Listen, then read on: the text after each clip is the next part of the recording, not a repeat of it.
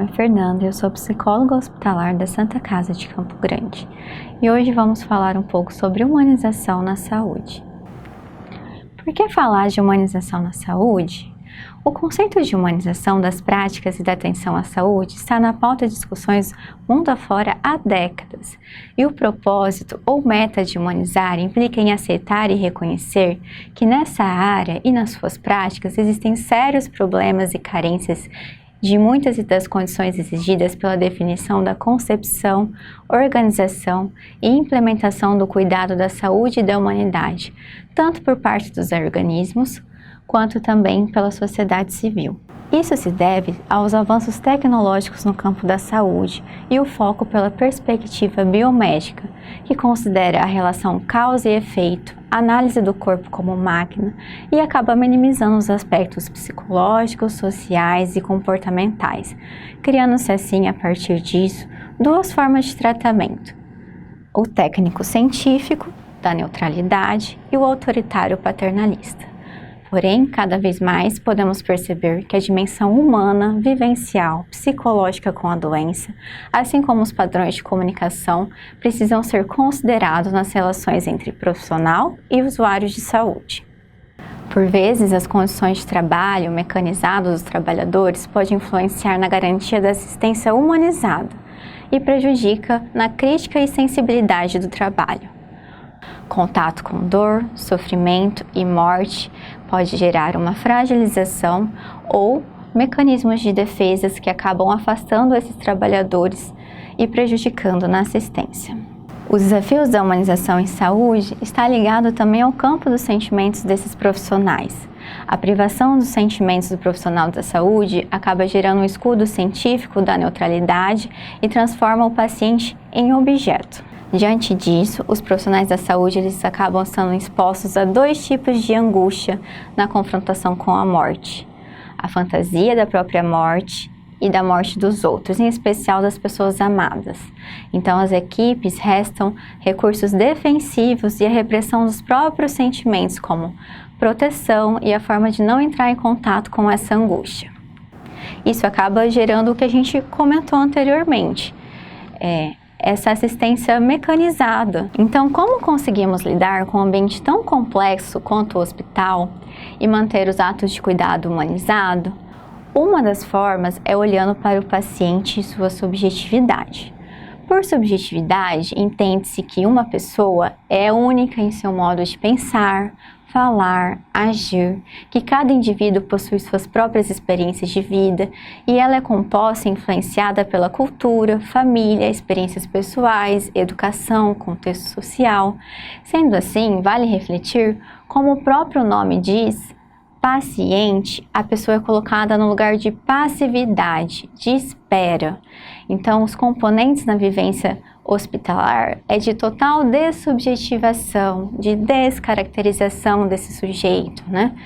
De pensar no que os nossos atos de cuidado pode contribuir com esse sujeito que está ali tendo o corpo manipulado pelo outro, que tem uma padronização de roupas, tem a perda de privacidade, de controle sobre o seu próprio corpo, e tem a vivência também dos limites do corpo, perda funcional. Outro fator importante para se pensar seria se atentar para os próprios afetos dos profissionais de saúde. A experiência hospitalar ela é muito complexa, sendo isso é importante refletir quais são os sentimentos mobilizados, né? O que tem se percebido com frequência, se algo tem afetado no âmbito pessoal, profissional, positiva ou negativamente, se algum desses sentimentos tem influenciado nos atendimentos, se você tem ficado mais ríspido, com menos paciência, mais emotivo, se você tem se atentado para os seus processos de luto. Outro fator também importante e que influencia também nos cuidados prestados aos pacientes é o próprio profissional reconhecer os seus limites, né? Eu costumo dizer que o hospital é o lugar que a gente precisa administrar a angústia o tempo todo, né? Ser um bom administrador da angústia.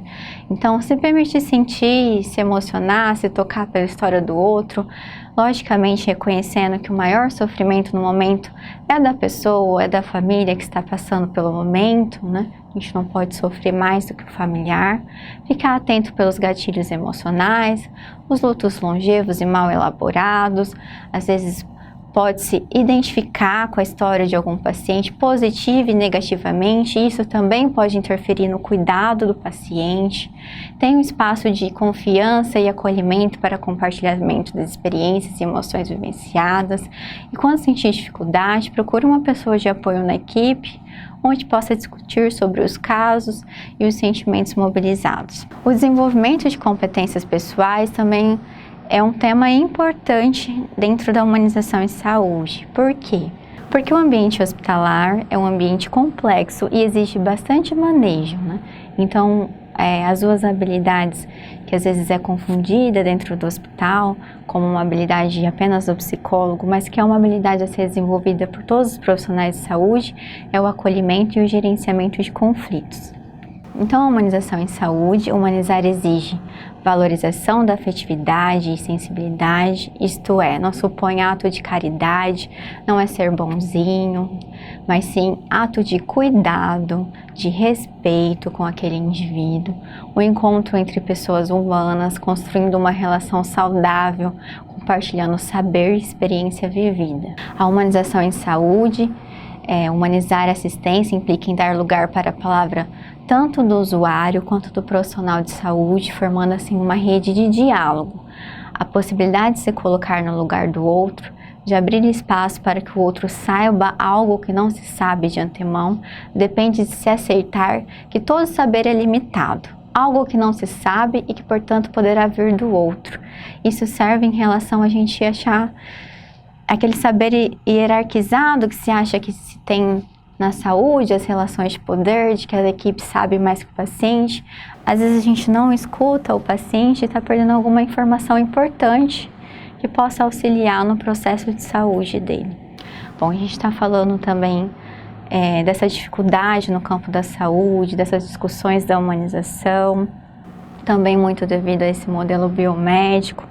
Dessa maneira, essas discussões que vêm ocorrendo no campo da saúde não são à toa devido a essas dificuldades. Quanto à humanização, criou-se então uma política nacional de humanização. Dessa maneira, as discussões ocorridas nos últimos tempos não é à toa. Isso vem se desenrolando diante da dificuldade com os processos de trabalho e cuidado que se criou, criando uma atenção desumanizada. A necessidade foi tão considerável que foi preciso pensar em uma política de saúde que tentasse garantir e melhorar os processos de trabalho. Então foi criada a Política Nacional de Humanização. Num primeiro momento, essa política foi implementada dentro do hospital em 2001, no Ministério da Saúde, e no segundo momento, em 2003, a sua implementação foi ampliada e a implantação em todos os níveis de atenção em saúde, se transformando em uma política pública. Então, a humanização quanto política, ela surge na orientação das práticas de atenção e gestão a partir da experiência concreta do trabalhador e usuário, construção de trocas solidárias e comprometidas com a dupla tarefa de produção em saúde e produção de sujeitos, resgate dos fundamentos básicos que norteiam as práticas de saúde, reconhecendo os gestores, trabalhadores e usuários como sujeitos ativos e protagonistas das ações de saúde, trabalho em rede com equipes multiprofissionais com atuação transdisciplinar, na criação de um eixo articulador das práticas em saúde, destacando o aspecto subjetivo nelas presente. A humanização pode ser definida como a valorização dos diferentes sujeitos implicados no processo de saúde, como usuários, trabalhadores e gestores, e a humanização ainda depende de mudanças das pessoas, da ênfase de valores ligados à defesa da vida, na possibilidade da ampliação do grau de desalienação e de transformar o trabalho em um processo criativo e prazeroso. Então, a humanização considera importante a valorização dos diferentes sujeitos, que já foi dito anteriormente, né, implicados no processo de saúde. Então, desde os usuários, tanto quanto trabalhadores e gestores, o fomento da autonomia e do protagonismo desses sujeitos e dos coletivos, aumento do grau de corresponsabilização na produção de saúde desses sujeitos. O que seria essa corresponsabilização? aquele modelo lá autoritário, paternalista lá do início, né? Isso cai aqui com a política de humanização. A partir daqui a gente considera esses sujeitos ativos, mais autônomos, participativos nos seus processos de saúde. Estabelecimento de vínculos solidários e de participação coletiva no processo de gestão. Mapeamento e interação com as demandas sociais, coletivas e subjetivas de saúde. Defesa de um SUS que reconhece a diversidade do povo brasileiro e oferece a mesma atenção de saúde sem distinção de raça, cor, origem, gênero e orientação sexual. Mudança no modelo de gestão, tendo como foco a necessidade do cidadão, valorizando o trabalhador e as relações sociais no trabalho. Proposta de um trabalho coletivo para que o SUS seja mais acolhedor, mais ágil, mais resolutivo. Compromisso com qualificação da ambiência, melhorando as condições de trabalho e de atendimento. Compromisso e articulação com os processos de formação, com os serviços e práticas de saúde, que são as educações também continuadas, né? Luta por um SUS mais humano, comprometido com a qualidade dos serviços e a saúde integral para todos. E finalizando, a humanização é um processo amplo, demorado e complexo, ao qual se oferecem resistência, pois envolve mudanças de comportamento e que sempre desperta inseguranças e resistências. Para a implementação do cuidado com ações humanizadoras, é preciso valorizar a dimensão subjetiva e social em todas as práticas de atenção e gestão no SUS, fortalecer o trabalho da equipe multiprofissional e também fomentar a construção de autonomia e protagonismo desses sujeitos. Para finalizar, uma frase de um teórico da psicologia que eu gosto bastante, que é: conheça todas as teorias, domine todas as técnicas, mas ao tocar uma alma humana, seja apenas outra alma humana. Obrigada!